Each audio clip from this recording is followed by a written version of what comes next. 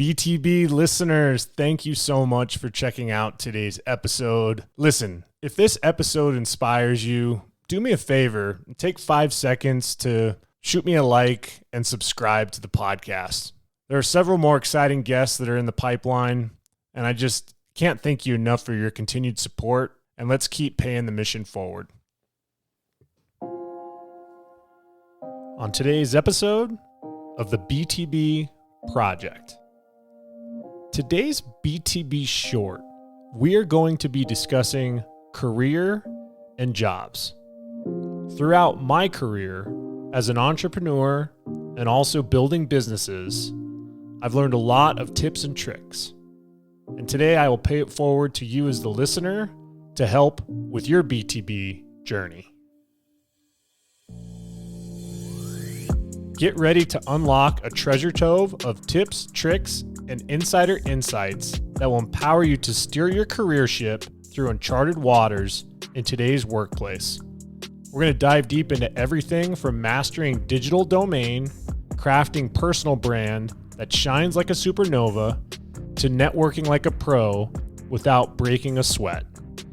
There are many different ways to approach career, and although it can sometimes feel daunting, this episode is to equip you with what you need for how you are going to approach each and every day. Impossible's nothing, and let's get into it. Don't be afraid of the dark. Be careful with stars. Not every light is gonna guide you, baby. Welcome to the BTB Project, designed to empower listeners to identify their why and to live their best lives no matter the circumstances. My name is Coleman Gerhardt. A former athlete and motivational coach, I've had the opportunity to inspire thousands through my story and help accomplish what they are built to be. You'll be encouraged by each and every episode, and let's get into it. Yeah, when I blow up, I'ma soar high like Peter Pan. In real life, be living out my dreams. If I'm waking up, it's in a foreign land. I get often asked in my life how I came about my career. It's a very unique path.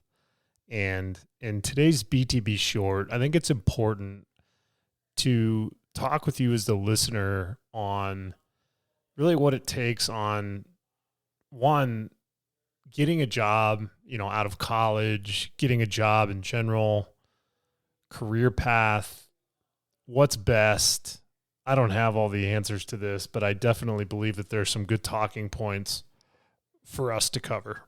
I remember coming out of college and really coming off of a athletic career, Division I tennis, and just this ambition, this drive to wanting to continue being a part of the game as a coach. And where I currently live and where I've grown up my entire life in Colorado, tennis is a very seasonal sport, and it comes with a lot of ebbs and flows of contract work. There's not a lot of full-time positions that you can grasp onto. And I remember when I graduated college, that's when I ended up starting my own business.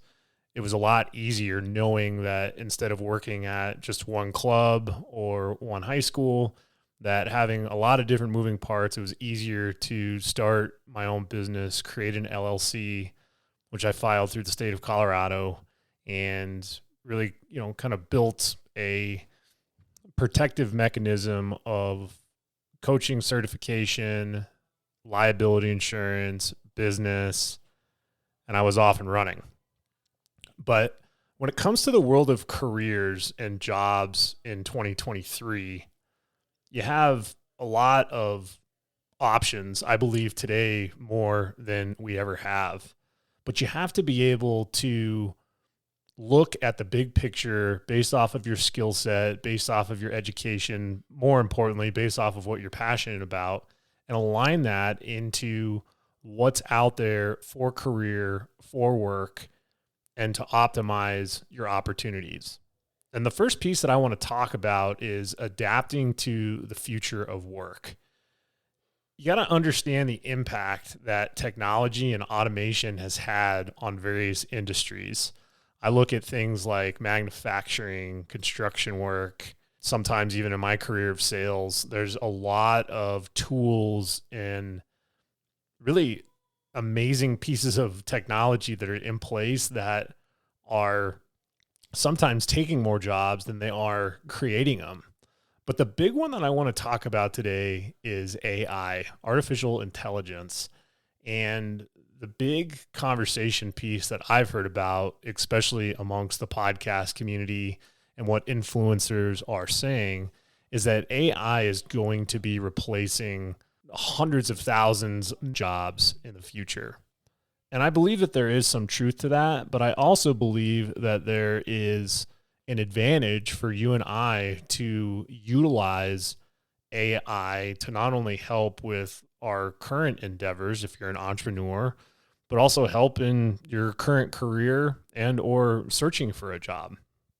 And making sure that you're developing essential digital skills for a modern workplace is absolutely critical for you to not be one of those statistical woes that I think is going to happen in the future with jobs being replaced with technology. And being post-COVID, being in an era too where remote work is being embraced and work-life balance is, I believe, more at our fingertips than we've ever seen in our lives. Using something like a chat GPT or any sort of algorithm or way to just become more efficient with your time. To be perfectly honest, a lot of the facets of the podcast that I've built out on the BTB project have been used in a form of utilizing AI to help with framework of questions, to help with content, to help with frequency of how I'm dispersing the content among social media platforms. And that big AI tool is something that I didn't know about until really maybe a few months ago. And I know that it's been around for years, but if I had to make any sort of suggestion to you as the listener, is to tap into that resource. Because what's also really neat is, even in my full-time role, being able to create engaging content or talking points with potential customers and really sales in general, Chat GPT does a pretty good job of at least giving you some of the framework to help you, if you're in sales, how to prospect. If you're in customer service, making sure that you're responding well and making sure that the customer is always first. That's a gigantic piece that I can't stress enough. And to continue to adapt and adjust in a world that's full of technology and to utilize it to its potential is important. Number 2 is building a personal brand for your career success. I work with a lot of high school kids, and when I give tennis lessons to high school kids, one thing that I am always asking the student that I'm helping is if they have a LinkedIn page. And a lot of them look at me like I have 10 heads because I didn't ask them if I was going to give them my Snap or my Instagram feed or all of the nuances of being a teenager and what's perceived as cool and not cool. But LinkedIn is truly a powerful business tool that I believe every young student that is getting ready for college or getting ready to enter the work world needs to absolutely utilize as a tool to really start building your personal brand. Now, my situation is unique because, as I mentioned, I started my own business right out of college, and my personal brand became not only just who I am as Coleman Gearhart, but also my business entity, which was built to be tennis and fitness. And as you're building that online presence that I mentioned, being able to tap into LinkedIn, being able to like and share posts based off of like-minded people within your network that you add and or subtract, to have kind of this nucleus of really social presence that allows you to constantly be surrounded by people in your industry, to know what you're passionate about, what you're encouraged by, the value that you bring, and for people to know how to get in touch with you. So I highly suggest, if you're a high school person listening to this right now, make sure you have a LinkedIn. Make sure that you, add me to start into your network, and to start adding classmates, to start adding teachers, to start adding counselors, principals, coaches, if you're part of a team, and start building this network to see who are the people that are around you right now that are connected to people or opportunities that you're passionate about. This idea in college is even more critical. There's this movie out there, Social Network, Facebook, how it was created. And really what it was stemming off of the social aspect of a college scene, but using that towards the business world as well is absolutely critical for opportunities and positioning yourself to where when you do get that degree, you have, hundreds of thousands of connections. You've liked, you've posted, you've communicated with people about internships, you've intricately networked to position yourself to have a career path that's more opportunistic than someone that doesn't tap into that. And then also too, leveraging personal branding to stand out in a competitive job market. What makes you unique? It could be a skill set. It could be an education piece. It could be just the sheer fact of who you know. It could be the fact that you're part of a family business and you want to help rebrand your family business with your personal brand and being able to stand out, being able to be unique. Finding ways to stand above is absolutely key. And make sure that you're showcasing your expertise and building credibility through thought leadership. As you're building out that LinkedIn, as you're building your resume, make sure you're highlighting the ways that you're providing value.